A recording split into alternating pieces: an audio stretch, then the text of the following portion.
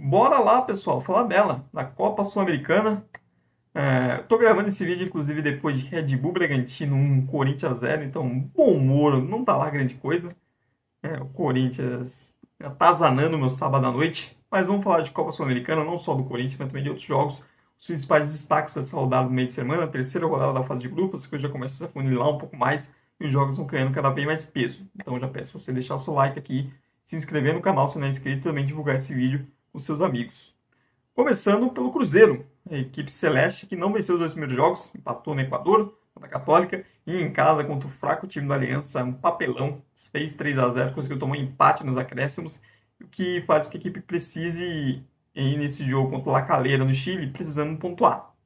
O La Calera é o segundo do grupo com 3 pontos, o Cruzeiro é o terceiro com 2, então é um confronto direto. O Cruzeiro tem um time melhor, tem todas as condições de ir lá no Chile vencer, esse começo de trabalho do Fernando Seabra, que seria muito importante para dar mais ainda confiança à equipe.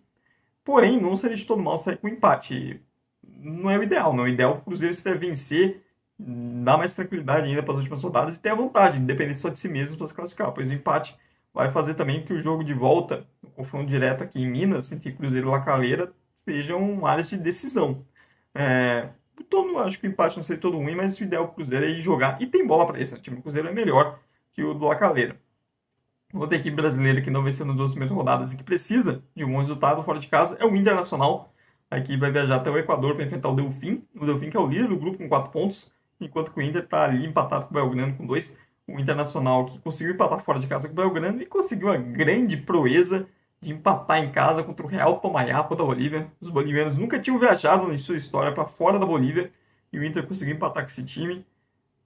O que dá alegria, o que dá alento ao torcedor colorado é que depois desse início ruim do Sul-Americano, o início do Brasileirão está sendo bem melhor. Venceu o Palmeiras fora, venceu o Bahia em casa. Então isso recupera um pouco a confiança do time, que vinha sendo perdida depois da eliminação no Gaúchão e também no começo ruim na Sul-Americana. O Inter é muito melhor, tem muito mais investimento. Se botar um pouco desse bom desempenho, da qualidade do seu elenco dentro de campo, tem tudo para conquistar a vitória, mesmo jogando fora de casa. É uma viagem longa pra caramba para jogar lá no Equador. E num jogo que, se o Inter não ganhar, vai complicar. E começa um pouquinho de drama desnecessário, né? Uma derrota aí seria tenebrosa para o Inter. Faria a equipe para os próximos 3 jogos muito pressionados, para inclusive ter que vencer os 3, para não só pensar em primeira colocação, mas também até se classificar, para não ter que depender de outros resultados. Mas eu acho que o Inter vence. O empate não é o pior resultado do mundo, mas eu acho que seria uma pressão desnecessária. O Inter é muito superior aos adversários. Qualquer coisa que não seja vitória aqui, o fato do Inter fazer 5 pontos, caso vença em 9 jogos nesse grupo, já é meio feio, né? Porque é um grupo que o Inter tá nadando de braçadas, né? Mas vamos ver como o Colorado vai sair nesse confronto fora de casa. Outra equipe brasileira que também joga fora de casa. Na verdade, dos 4 brasileiros que eu vou citar aqui jogam fora de casa. Agora que eu parei para olhar também. O Corinthians vai até a Argentina enfrentar o Argentino Júnior, nesse que é o grande confronto assim, de expectativa do grupo. E que os resultados da segunda rodada inverteram a lógica da grande pressão. Porque em tese era o Corinthians chegar nesse jogo muito pressionado para ter que vencer, pensando em classificação, pensando em primeiro lugar. Só que o Argentino Júnior conseguiu tomar 3-0 em casa do Racing do Uruguai. Ou seja, a equipe argentina precisa muito vencer esse jogo, porque qualquer coisa que não seja vitória vai deixar o Argentino Júnior numa situação bem complicada de classificação. Vai fazer com que ele tenha que buscar pontos contra o Corinthians na Neoquímica Arena e também contra o Racing em Montevideo, que é a pressão desnecessária que não era imaginável, né? O time é superior, tem mais investimento que tanto que Racing quanto Nacional.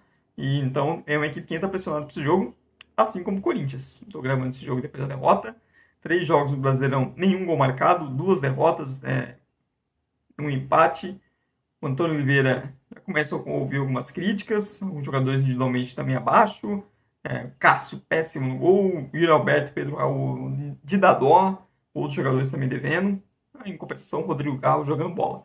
Mas vamos ver. Vamos ver qual Corinthians vai entrar em campo, questão de escalação, postura, organização.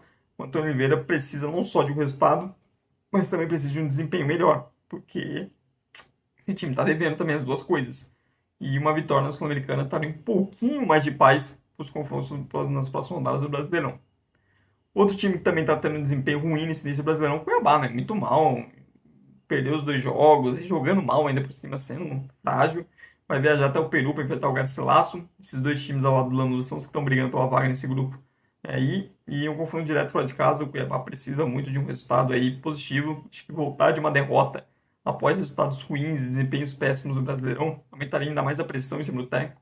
e do elenco. Davidson foi afastado, inclusive, e talvez isso pudesse pôr em xeque até mesmo a classificação no grupo.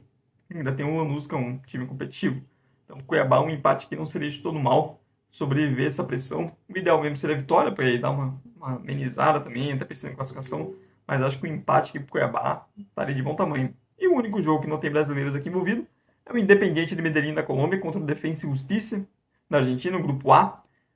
Já seria um jogo importante, porque em tese são os dois times que brigariam pela primeira colocação. São duas equipes, na teoria, mais fortes de grupos.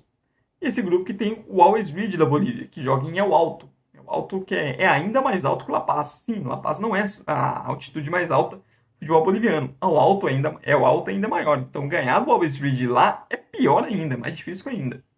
Só que o Always Ready fez o seu mando, jogando em casa ganhou, só que ele conseguiu fazer pontos fora de casa com defesa.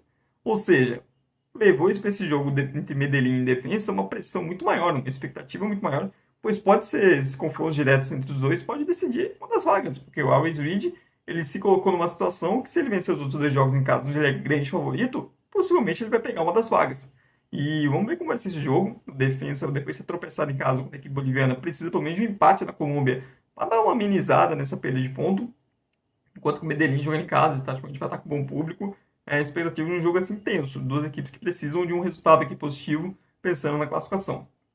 Mas é isso aí, pessoal. Essa é a minha análise, esses são meus destaques da rodada sul-americana. Agora eu quero saber de vocês nos comentários quais são os seus, quais são os jogos que vocês estão gerando mais expectativa em você. Deixa aí nos comentários. E também eu peço você dar o like aqui, se inscrever no canal e divulgar esse vídeo aí com seus amigos. Muito obrigado por quem viu até o final. Tchau, tchau e até a próxima.